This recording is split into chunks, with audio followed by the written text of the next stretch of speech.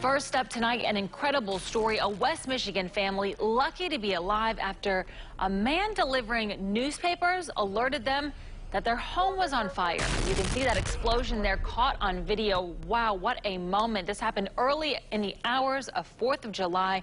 And News 8's Ruben Juarez joins us now with the story, speaking with that homeowner. Ruben. Hey, Heather, Toni Jolman and her family were sleeping when suddenly her dogs started barking after a man knocked on their door. If it wasn't for that man, she says that she most likely wouldn't be alive to share her story. What I have on is what I own at this point. Toni Jolman and her family find themselves in dire straits. They're staying at her father's home after a fire destroyed their house. Everything on the main floor, they said, with between the ceiling, insulation, and fiberglass, that nothing is salvageable. The roof caved in. Her husband's work van charred.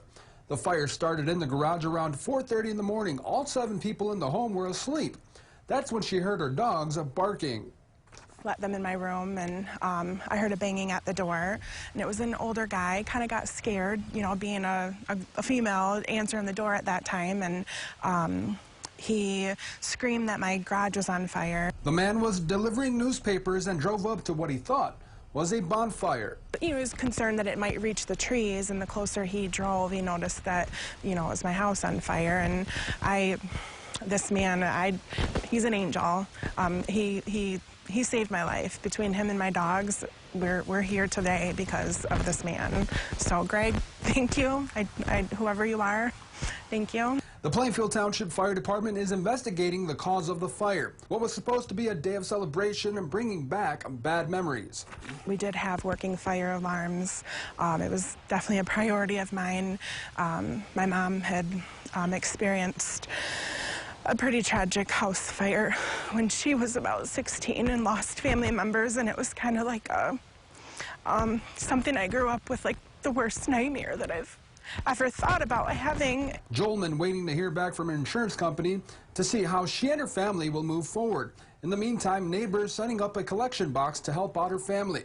So far, around $350 have been collected. The outpour has just been humbling and such a blessing. While they may not have much in terms of material possessions, Jolman just glad her family is alive. I told my daughter that, you know, things can be taken, but memories can't. So we will always have those, and a home is made by the people that are in it, not the things.